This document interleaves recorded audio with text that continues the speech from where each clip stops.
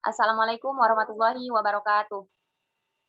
Kami dari kelompok 11 ingin mempresentasikan teori Neo-Freudian Erik Erikson 1 yang beranggotakan Evi Dwi Arianti, Lulu Latifah, Maharani, saya sendiri, dan Maria Jira Aurora.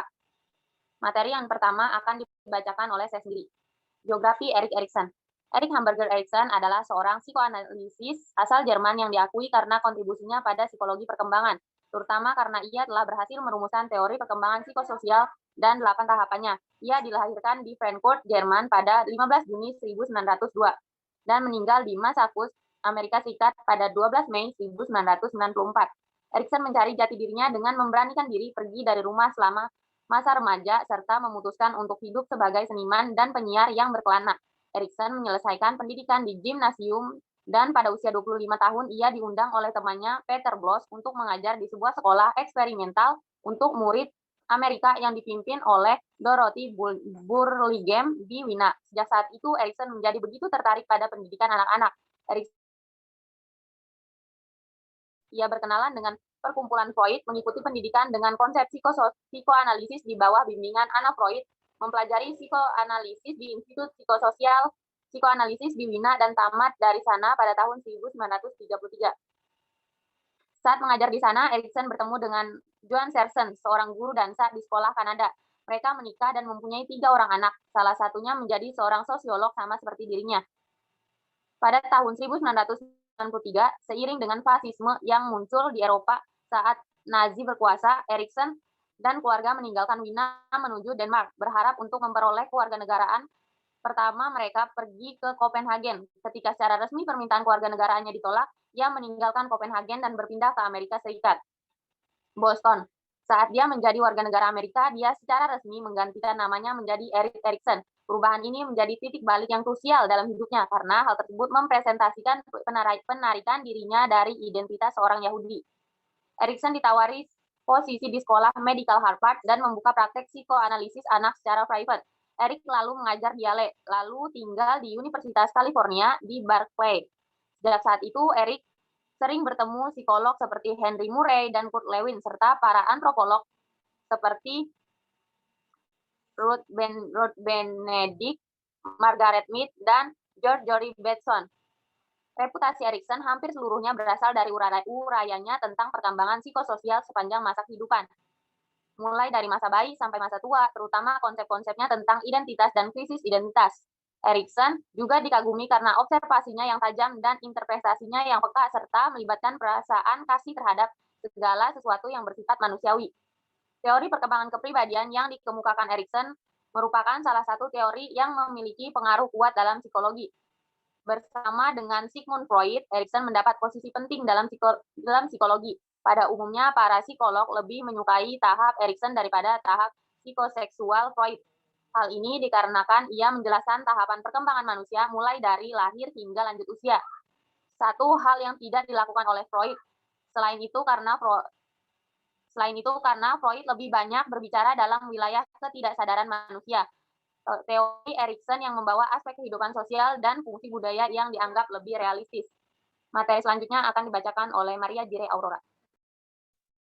Ego Pascal aliran Freud.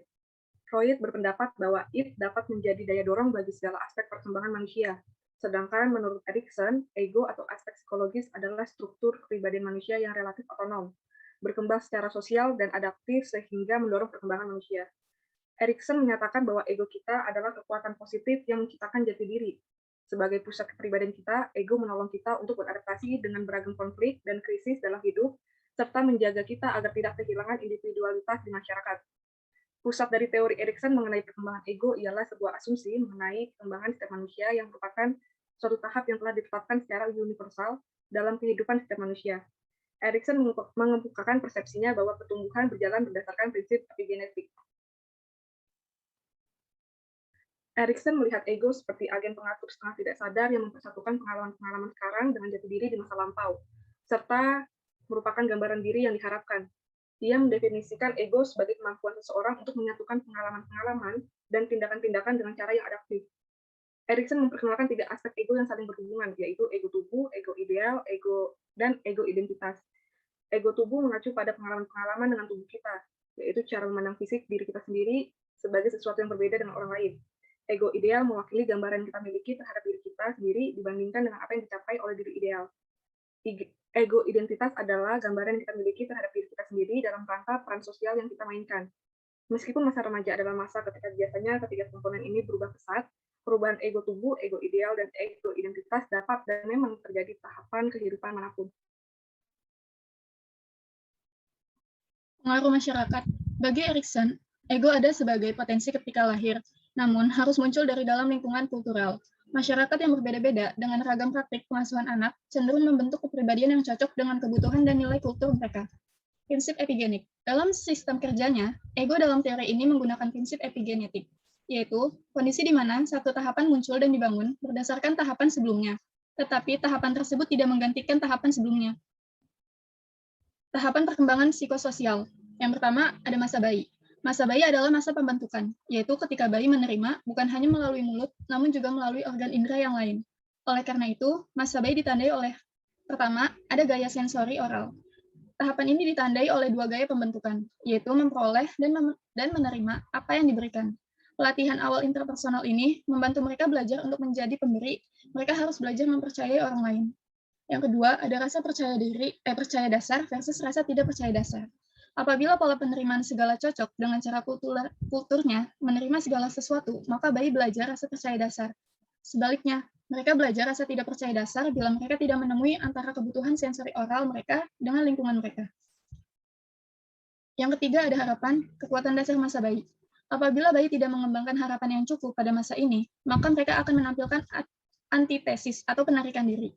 Dengan hanya sedikit harapan, mereka akan menarik diri dari dunia luar dan memulai perjalanan menuju gangguan psikologis yang serius.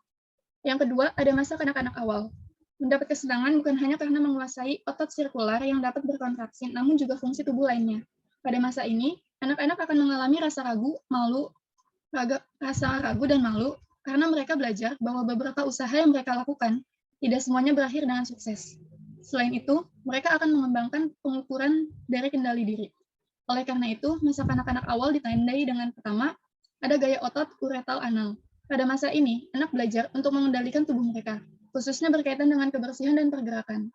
Pada masa ini, terjadinya kontradiksi, yaitu masa pemberontakan yang bersikeras dan kepatuhan yang lembut, masa pengungkapan diri yang impulsif dan penyimpangan yang kompulsif, masa kerjasama yang penuh cinta dan penolakan penuh kebencian.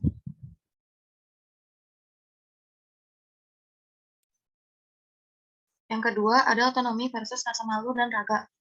Anak-anak yang terlalu sedikit mengembangkan otonomi akan mendapatkan kesulitan di tahapan-tahapan yang akan datang, dan kekurangan kekuatan dasar akan tahapan-tahapan selanjutnya.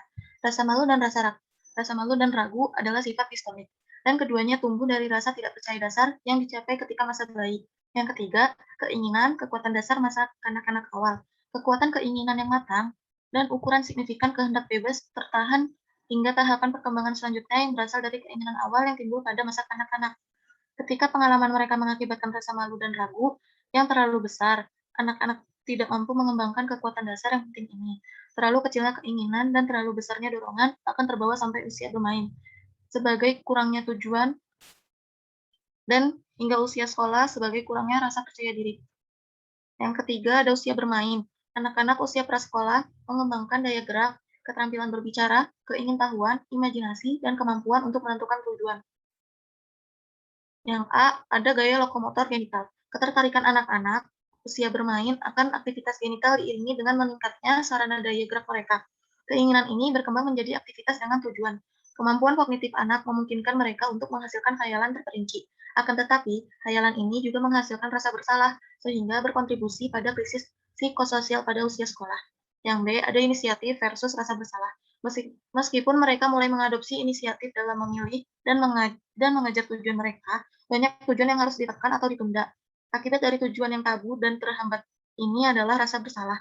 Inisiatif yang tidak terkendali dapat mengakibatkan kekacauan dan kurangnya prinsip moral.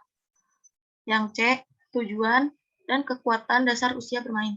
Mereka menentukan sasaran dan mengajar sasaran tersebut dengan tujuan. Usia bermain juga merupakan tahapan ketika anak-anak mengembangkan hati nurani dan mulai menempelkan label benar atau salah pada tingkah laku mereka. Cukup sekian presentasi dari kelompok kami, kurang lebihnya mohon maaf. Wassalamualaikum warahmatullahi wabarakatuh.